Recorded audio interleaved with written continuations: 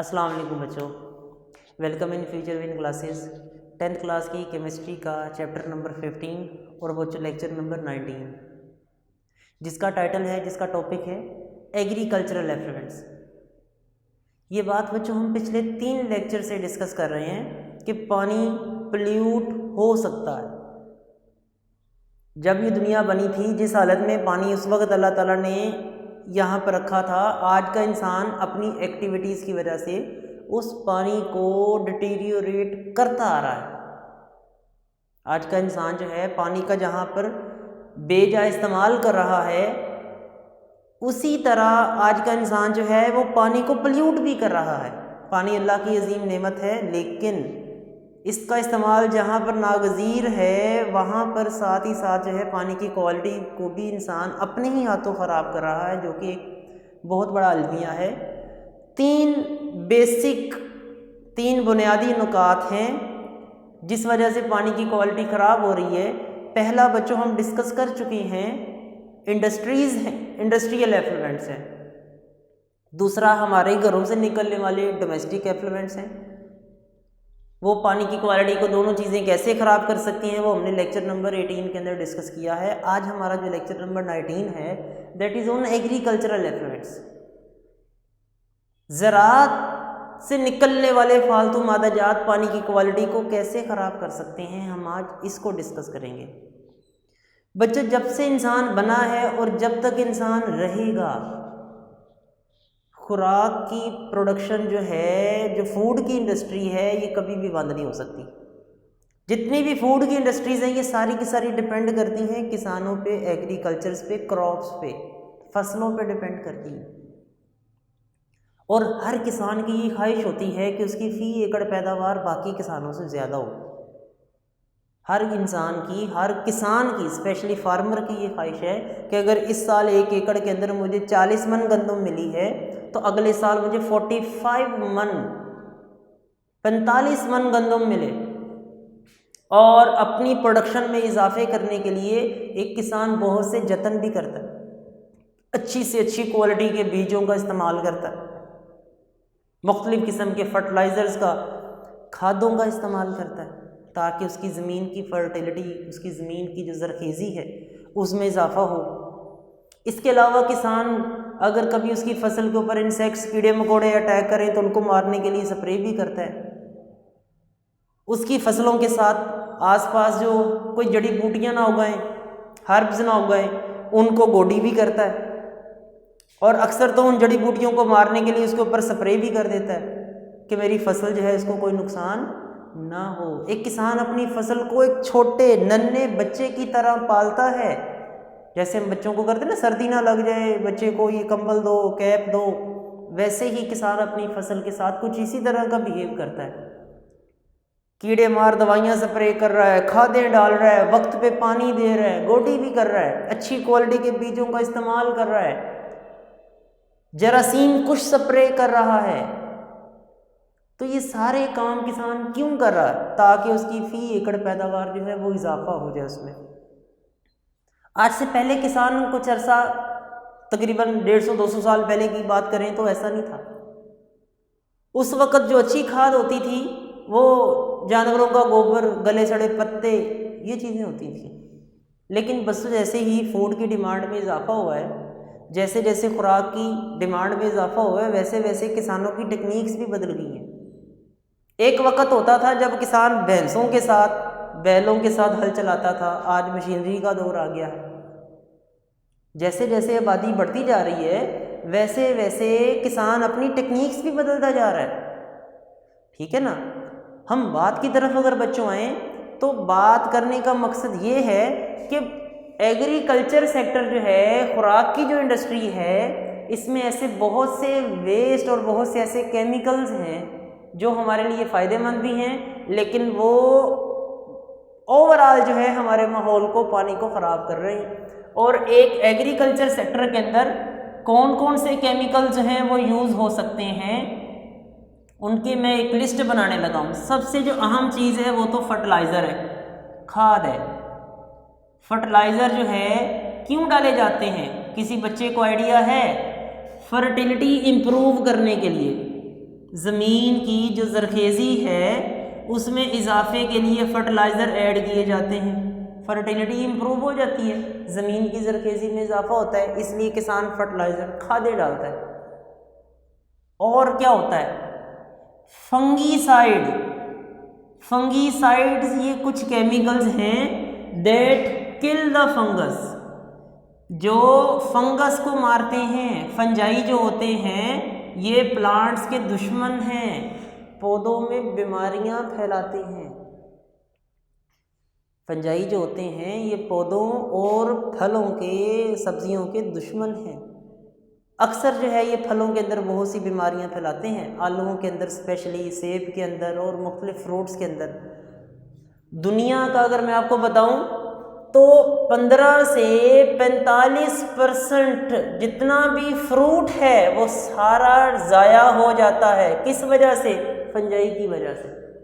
हर साल दुनिया का बच्चों, कुड यू बिलीव, 15 से 45% फ्रूट ज़ाया हो जाता है फंजाई की वजह से। ये पौधों के बहुत बड़े दुश्मन हैं। तो किसान जो है फसलों के अंदर इनको इस्तेमाल करता है किल द फंगस, फंगस को मारने के लिए। और किसान इंसेक्टिसाइड यूज करता है। इंसेक्टिसाइड्स क्या होते हैं? Kill the insects. बहुत से कीड़े मकोड़े हैं ना, जैसे आजकल आप लोगों ने सुना है पाकिस्तान के अंदर जैसे वो टिड्डी दल आया हुआ है, लोकस्ट आए हुए हैं, उन्होंने पूरा सिंध जो है उसमें फसलों को तबाह किया है। टिड्डी दल जिन्हें हम लोकस्ट बोलते हैं, तो किसान उनको मारने के लिए क्या करता है? फिर स्प्रे करता है इंसेक्टिसाइड, कीड़े मार दवाइयाँ। पेस्टिसाइड, जरासीम मार दवाइयाँ। पेस्टिसाइड्स बच्चों इस्तेमाल करते हैं किल द पेस्ट। पेस्ट मतलब जरासीम, जड़ी बूटियाँ ख़त्म करने वाली दवाइयाँ, हर्बिसाइड्स। ये बच्चों वो केमिकल्स हैं जो किसान अपनी फसलों के अंदर इस्तेमाल करता है और ये उसकी ज़रूरत भी है। खाद है, फंजाई मारने वाली दवाई है, कीड़े मार दवाई है, जरासीम कुश दवाई है, और ये हर्बिसाइड है, जड़ी बूटी मार दवाई है, ताकि उसकी जो क्रॉप है, उसकी जो फी एकड़ पैदावार है, इस सारा कुछ करने का क्या मकसद है उसका जो पर एकड़ प्रोडक्शन आ रही है, उसकी जो फी एकड़ पैदावार है वो अच्छी हो जाए, वो गुड हो। इसलिए किसान जो है इन केमिकल्स का स्प्रे करता है। अच्छी बात है किसान ये केमिकल्स का स्प्रे करता है, लेकिन एंगल बदल के देखें। अगर हम अपनी सोच का ज़ाविया बदलें तो ये जो सारे के सारे केमिकल्स हैं वाटर सोल्यूबल हैं। ये सारे केमिकल्स पानी के अंदर डिज़ोल्व हो जाते हैं, वाटर सोल्यूबल हैं, वाटर के अंदर डिज़ोल्व होंगे। ये मिसाल के तौर पे सरफेस है ज़मीन की, this is the surface of earth, ये हमारी ज़मीन की सरफेस है। ये जो केमिकल्स हैं सारे के सारे ये ज़मीन के अंदर अब्जॉर्ब हो जाते हैं। ये ग्राउंड वाटर है, आपको पता है ज़मीन के नीचे पानी है जिसको हम बोर करके निकालते हैं ना। ये देखो, ये लो, बोरिंग पंप लगाया है हमने, उस बोरिंग पंप के ज़रिए हम ज़मीन से पानी को बाहर निकालते हैं। बोरिंग पंप के ज़रिए ज़मीन से पानी को बाहर निकालते हैं। अगर ये केमिकल ज़मीन के अंदर डाले जा रहे हैं फसलों की पैदावार में इजाफा करने के लिए, तो पानी के अंदर चूँकि ये सोल्यूबल है इसलिए ये सॉइल के अंदर अब्जॉर्ब कर जाते हैं, मट्टी की नीचे वाली तह में चले जाते हैं। वाटर सोल्यूबल है, एंटर टू वाटर टेबल, ये वाटर टेबल तक चले जाते हैं। वाटर टेबल क्या है? ये जो नीचे पानी है ना, इसे वाटर टेबल भी कहते हैं, इसे वाटर टेबल भी कहते हैं। ये सारे फालतू जहरीले मादे पानी के साथ अब्जॉर्ब होकर मट्टी के अंदर एंटर होकर वाटर टेबल तक चले जाएंगे। इस प्रोसेस को कहते हैं लीचिंग प्रोसेस।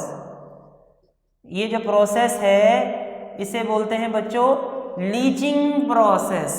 ये एक अलग से सवाल भी है, व्हाट इज लीचिंग प्रोसेस?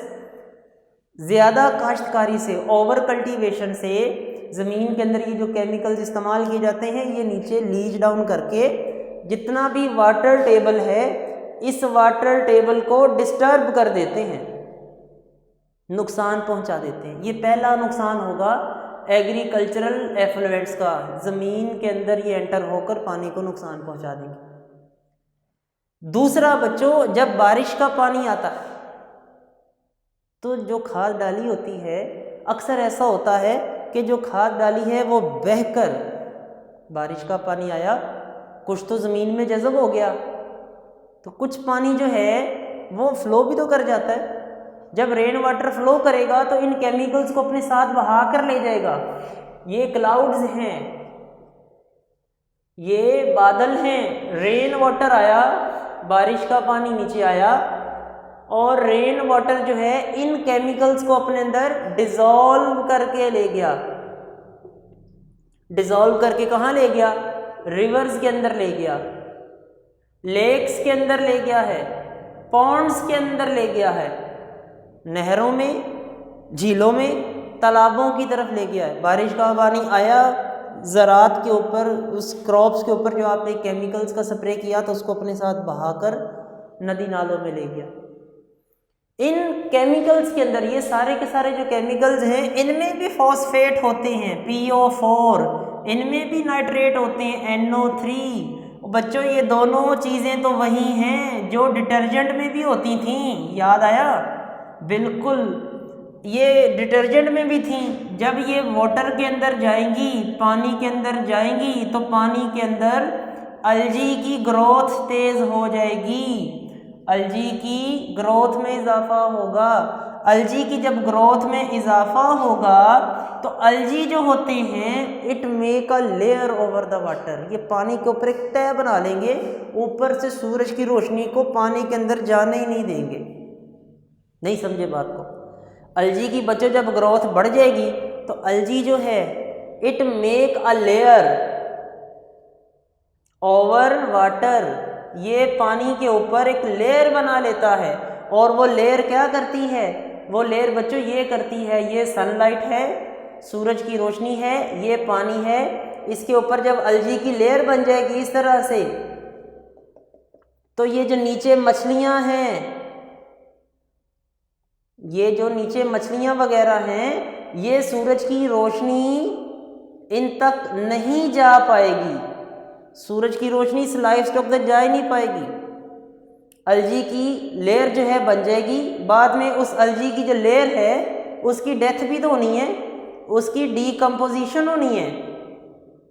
उसकी जब डीकम्पोजिशन होगी तो जो ऑक्सीजन है वो कंज्यूम होगी। जैसे हमने बच्चों इंडस्ट्रियल एफ्लुएंट्स के आगे जो टॉपिक था हमारा डोमेस्टिक एफ्लुएंट्स, उसमें डिस्कस किया था कि डीकम्पोजिशन से ऑक्सीजन कंज्यूम हो जाएगी, फिशेस की सफोकेशन से डेथ हो जाएगी, मछलियां जो हैं दम घुटने से मर जाएंगी। ये दूसरा नुकसान है।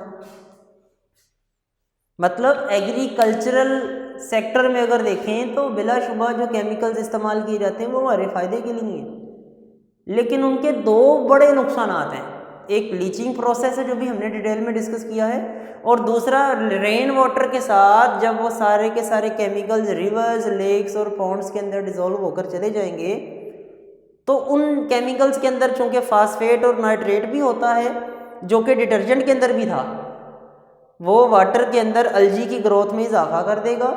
अलजी की ग्रोथ जो है जब होगी तो अलजी जो है पानी के ऊपर एक टेबल की सूरत में, एक लेयर की सूरत में आ जाती है। उसका नुकसान क्या होता है?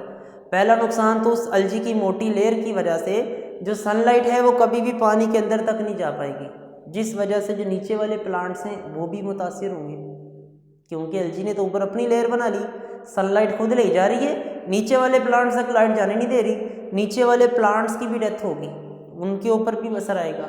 नीचे वाली जो मछलियाँ हैं इनडायरेक्टली उन पे भी असर आएगा। वो कैसे? क्योंकि जब अलजी की डेथ होनी है, अलजी की डिकम्पोजिशन होनी है, तो उस डिकम्पोजिशन के प्रोसेस के दौरान ऑक्सीजन कंज्यूम हो जाएगी। ऑक्सीजन लेवल जब पानी का कम हो जाएगा तो अल्टीमेटली जो फिशेस हैं वो सफोकेशन से मर जाती हैं। ये बच्चों एक और नोट क्वेश्चन है, ये भी लॉन्ग क्वेश्चन है। Right a note on agricultural effluents, ये भी नोट है। इसमें ये एक शॉर्ट क्वेश्चन है ये एक क्वेश्चन शॉर्ट क्वेश्चन बन सकता है, लीचिंग प्रोसेस किसे कहते हैं, ये एक शॉर्ट क्वेश्चन बन गया। ये एक पूरा लॉन्ग क्वेश्चन बन गया, एग्रीकल्चरल एफ्लुएंट्स क्या होते। ये एमसीक्यूज हैं। फर्टिलाइजर फर्टिलिटी इंप्रूव करते हैं, फंजीसाइड फंगस किल करते हैं, इंसेक्टिसाइड कीड़े मारते हैं, पेस्टिसाइड जरासीम कुछ है, हर्बिसाइड हर्ब्स को मारते। ठीक है, तो ये बेटा ये हमारा आज का टॉपिक है। एक टॉपिक मैंने आपको लेक्चर नंबर 18 के अंदर पहले भी करवाया है, इफेक्ट्स ऑफ वाटर पोल्यूशन। वो बेटा रीडिंग वाला टॉपिक है, मैं एक मरतबा फिर से बोल देता हूँ। जिन बच्चों ने अपना लेक्चर नंबर 18 सुना है उनको तो पता है, जिन बच्चों ने लेक्चर नंबर 18 नहीं सुना वो फिर से सुन लें कि उसमें बेटा कोई कॉन्सेप्ट नहीं है। इफेक्ट्स ऑफ वाटर जो पोल्यूशन है उसमें सीधी सीधी बातें हैं कि वाटर पोल्यूशन जब होती है तो वो पानी पहली बात पीने लायक नहीं रहता। ये आपने काम खुद याद करना है। जो पोल्यूटेड वाटर है वो पीने लायक नहीं होता। पोल्यूटेड वाटर जो होता है वो फसलों को भी नहीं लगाया जा सकता। पोल्यूटेड वाटर जो होता है, तीसरी बात, ये एक्वस लाइफ को डिस्टर्ब करता है। अलजी की ग्रोथ में जब इजाफा होता है, झीलों की नदी नालों की खूबसूरती खराब हो जाती है। इतना खूबसूरत स्विमिंग पूल है, पोल्यूटेड वाटर की वजह से उसके ऊपर ग्रीन कलर की अलजी लग गई है। कितना बदनुमा लगेगा वो स्विमिंग पूल के, जिसका इतना खूबसूरत सिनेरियो है, इतना खूबसूरत लोकेशन है, लेकिन उसके अंदर पोल्यूटेड वाटर की वजह से ग्रोथ जो है एलजी की हो चुकी है और स्मेल आ रही है। वहाँ पे ऊपर फ्रॉग्स फिर रहे हैं, गंदे गंदे पौधे हो गए हैं आसपास, तो वो एक झीलों को बदनुमा करता है। पोल्यूटेड वाटर जो है ये एस्थेटिक जो क्वालिटी है, जो खूबसूरती है, उसको ख़त्म करता है। पोल्यूटेड वाटर जो होता है उससे लाइफ स्टॉक्स मरती हैं, ये अभी हमने देखा, मछलियाँ मर जाएंगी, नीचे वाले पौधे जो हैं वो मरते हैं। वजह क्या होती है? पोल्यूटेड वाटर के ऊपर एलजी की ग्रोथ हो जाती है। इंशाल्लाह बच्चों हमारा नेक्स्ट वाला लेक्चर जो है वो आखिरी वाला लेक्चर होगा डिजीज़ के ऊपर। इन्फेक्शियस डिजीज़ हम डिस्कस करेंगे, ठीक है, और वो उसके साथ ही हमारा चैप्टर जो है वो इंशाल्लाह क्लोज हो जाएगा। तो नेक्स्ट लेक्चर में बच्चों आप लोगों से मुलाकात होगी। उम्मीद है कि आप सारे बच्चों को ये टॉपिक समझ आ गया है। इसके हवाले से कोई कंसेप्ट के हवाले से कोई भी मसला है तो आप एज़ यूजुअल अपना ग्रुप के अंदर उसको शेयर कर सकते हैं, तो मैं ज़रूर उसको जैसे ही पढ़ूंगा तो आपको आंसर दूंगा। इंशाल्लाह नेक्स्ट लेक्चर में आपसे मुलाकात होगी। तब तक के लिए अल्लाह हाफिज़।